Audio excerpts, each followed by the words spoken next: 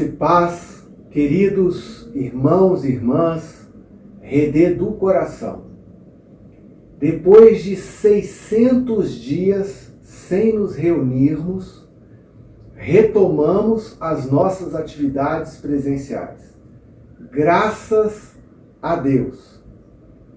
Estou hiper feliz de poder reencontrá-los com segurança também no nosso galpão. Espero logo poder ver você face a face, olhar nos seus olhos e ouvir a sua voz, para aquecer a nossa comunhão. Seguiremos estudando, tanto aqui no YouTube como no galpão, a vida nova que Jesus concede gratuitamente a todos que confiam nele.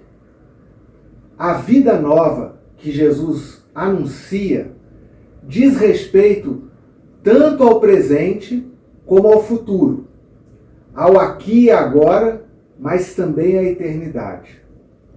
A perspectiva de participar e experimentar a plenitude, a totalidade, a abundância da vida nova no futuro nos inspira a viver no presente de um modo diferenciado. Para encher o nosso coração de inspiração, Jesus conta 3 ilustrações, 3 parábolas, que contêm 3 importantes lições ou princípios para orientar a nossa existência, a nossa caminhada aqui no presente. A primeira lição: prepare-se para a vinda do reino de Deus. Na primeira ilustração, Jesus compara o reino de Deus a uma festa de casamento. Nessa comparação que Jesus fez do reino de Deus a uma festa de casamento, ele fez um recorte específico, focalizando as damas de honra. Todos sabemos o papel importante que as damas de honra desempenham na celebração do casamento. Em geral, são amigas da noiva ou crianças escolhidas para embelezar a celebração.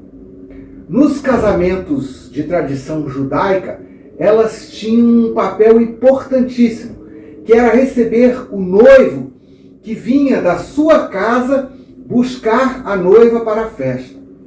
Ao sinal da chegada do noivo, elas deveriam sair ao seu encontro com lamparinas ou tochas e recebê-lo e conduzi-lo até a casa da noiva, de onde ela seria levada para a festa de casamento, em geral na casa do noivo. Na ilustração que Jesus contou, havia 10 damas de honra. Todas foram convidadas e avisadas da celebração do casamento. Porém, das 10, 5 não se prepararam adequadamente para a festa. Imagine uma dama de honra não arrumar o vestido, não marcar o salão, a maquiagem ou comprar o sapato com antecedência. O que seria isso? Displicência, desdém, descaso para com os noivos, para com a celebração do casamento? No caso das damas de honra da antiguidade, era preciso, além de enfeitar-se, preparar uma candeia e levar um refil de óleo extra caso o cortejo atrasasse ou houvesse algum outro imprevisto.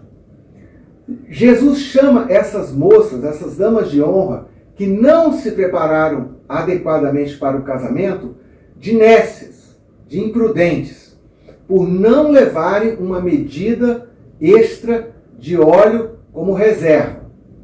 No dia da festa, o noivo atrasou mais do que o esperado. Atrasos em casamento sempre acontecem, a gente já sabe disso.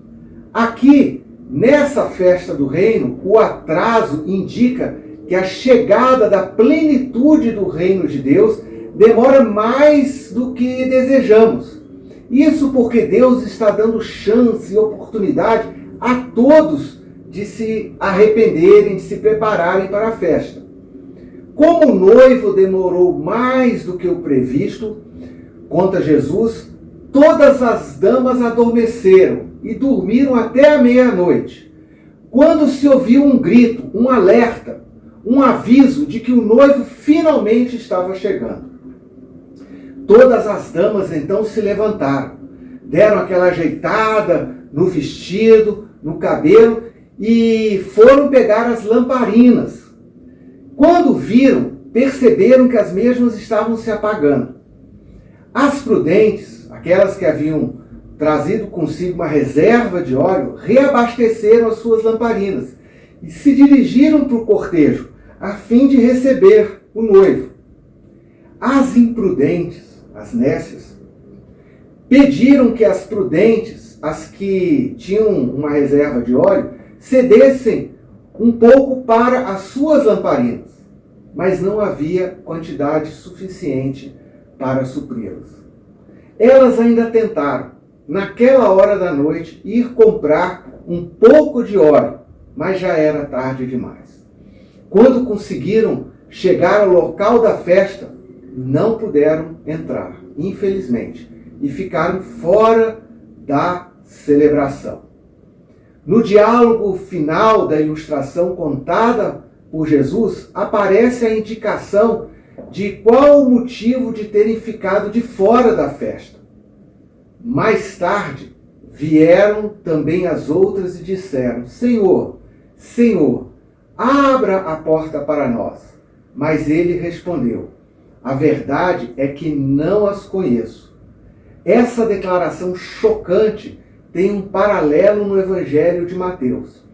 Nem todo aquele que me diz Senhor, Senhor, entrará no reino dos céus, mas apenas aquele que faz a vontade de meu Pai que está nos céus. E então eu lhes direi claramente: nunca os conheci. Afastem-se de mim, vocês que praticam o mal. Portanto, quem ouve essas minhas palavras e as pratica é como um homem prudente. O combustível que mantém as nossas lamparinas acesas é o conhecimento de Deus. Conhecer a Deus no rosto de Jesus. Porém, não mero conhecimento informacional, um acúmulo de informações sobre Jesus, ética, religião. Mas conhecer a Jesus relacionalmente, pessoalmente, ouvir a sua palavra, confiar nele, desenvolver a amizade com ele por meio da oração, seguir seus mandamentos, viver a vida que ele propõe. Considerando essa ilustração que Jesus contou, podemos aprender que todos são chamados e convidados a participar do reino de Deus. Porém, alguns não honram esse convite, não levam a sério e não se preparam adequadamente para essa grande festa. Portanto, prepare-se desde já, de modo adequado, para participar na celebração da graça, das bênçãos que Deus vai trazer sobre esse mundo. A segunda lição: dedique tudo o que você tem para o reino de Deus. Na segunda ilustração que Jesus contou, o reino de Deus é comparado a um empresário que sai para viajar durante uma temporada e encarrega seus servos dos seus negócios. A um dos servos, ele confia 5 talentos. Talento é a medida, como Jesus chama, a quantidade de bens, recursos, dinheiro entregue a cada um dos funcionários. A outro ele entregou 2 talentos e a um terceiro ele confiou 1 talento. Depois que ele sai em viagem, tanto o primeiro como o segundo funcionário passam imediatamente a investir os recursos postos sob os seus cuidados e conseguem duplicar o patrimônio inicial. Quando aquele senhor voltou de viagem, chamou todos os seus funcionários para fazer um acerto de contas. O primeiro e o segundo funcionário apresentaram seus resultados e devolveram o capital inicial acrescido do lucro que conseguiram ganhar.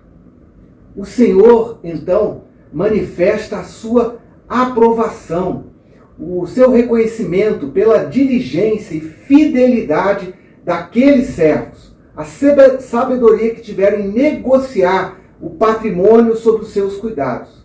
E diz que dali em diante eles administrariam uma parcela ainda maior dos seus negócios.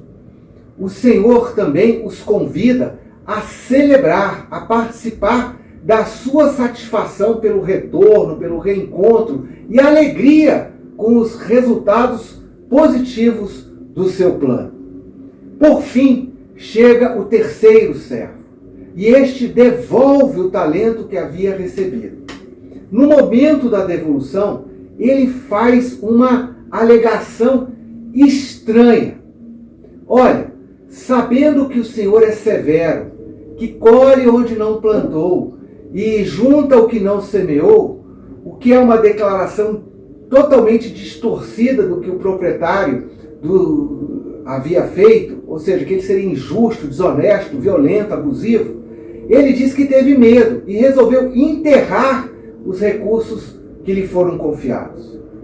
Aquele senhor então respondeu: já que esse é o conceito que você tem a meu respeito, você pelo menos deveria ter colocado o meu dinheiro num banco, para que me devolvesse com algum rendimento. O senhor então recolheu de volta o talento que estava em suas mãos e o deixou fora da festa, fora da celebração que estava realizando pelo sucesso dos negócios. O reino de Deus é assim também. Em Jesus, Deus implantou o seu reino sobre a terra e delegou aos seus discípulos o cuidado com o seu projeto, dando a cada um uma medida de recursos, poder, autoridade, dons e talentos para desenvolver o seu reino. É claro que esses recursos e capacidades não são para aplicação exclusiva na igreja. O reino de Deus é muito maior do que a esfera da igreja. Os dons e talentos que Deus concede são para cuidarmos de toda a criação e também da comunidade do reino, que é a igreja. Há muitas lições importantes nessa ilustração. Podemos aprender que Deus estabelece seu reino no mundo e nos chama a cooperar com seus bons propósitos. Aprendemos também que Ele nos dá, além da responsabilidade, de responsabilidades diferentes a cada um, Ele nos dá dons. E não cabe a nós ficarmos comparando uns com os outros, com o que Deus deu a cada um dos seus servos. Antes, é nosso dever usarmos o que está em nossas mãos, seja conhecimento, recursos, tempo, dons, talentos, o que for, com todo o empenho para realizarmos a vontade de Deus. Não podemos ficar numa postura passiva, quietista, inoperante. Deus nos deu esses dons e talentos, esses recursos, para ser investidos, para desenvolver os seus propósitos, de modo a não passarmos vergonha no dia de acerto de contas. Aprendemos, por fim, que conceitos distorcidos de Deus, teologias ruins, desconectadas do caráter de Deus revelado em Jesus, torna as pessoas inoperantes, medrosas em relação ao grande projeto de Deus para a criação. Antes de passar para outra lição, aproveito essa ocasião para reconhecer e agradecer a todos e todas que têm dedicado seus dons, talentos e recursos para abençoar a Redê. Vocês são preciosos e têm abençoado muita gente. Que o Senhor conceda a todos nós a graça para andarmos em sintonia com o seu coração, com a sua agenda, com a sua missão, de modo que Ele nos inspire, que Ele inspire as nossas escolhas e investimentos durante a nossa peregrinação. A terceira lição: seja cuidadoso com os necessitados. Por fim, Jesus compara o momento decisivo da história, de instalação plena do reino de Deus sobre esse mundo, com a separação que os pastores de rebanho da sua época faziam. Ao retornar para o aprisco, esses pastores precisavam separar as ovelhas das cabras. Jesus toma essa cena tão comum do seu dia a dia, do contexto agropastoril em que vivia, para provocar uma reflexão importante relativa ao julgamento que Deus fará entre as eras desse mundo, entre a era presente, cheia de desigualdade, injustiça, falta de sensibilidade, e a era vindoura, quando seu reino de justiça e amor será plenamente implantado em nosso mundo. A visão que Jesus tem do futuro não é para colocar terror em nosso coração, muito antes, pelo contrário. Jesus quer nos inspirar a viver a vida nova que Ele concede com intensidade, responsabilidade e discernimento. Segundo Jesus, o critério de separação que os pastores dos seus dias faziam entre as ovelhas e as cabras é a evidência externa. É visível, é notável que cabra é cabra e ovelha é ovelha. E com base na observação das características externas de cada espécie, que é feita a separação. Hoje nós sabemos que essas diferenças externas são resultado das diferenças genéticas, do DNA específico de cada espécie. Da mesma forma, no reino de Deus, o critério de avaliação será o conjunto de feitos, de obras externalizadas por cada pessoa. Segundo Jesus, aqueles considerados ovelhas, uma símile para os justos, são aqueles que durante a história, a era presente, foram atentos e sensíveis às necessidades de alimento, água, abrigo, vestimenta, cuidado com a saúde, atenção aos que estavam presos. Esses são chamados justos, e eles agem assim, conforme aprendemos do ensino de Jesus e dos demais apóstolos, porque o seu coração foi previamente transformado pelo relacionamento com o Pai Celestial, pela mensagem do reino de Deus.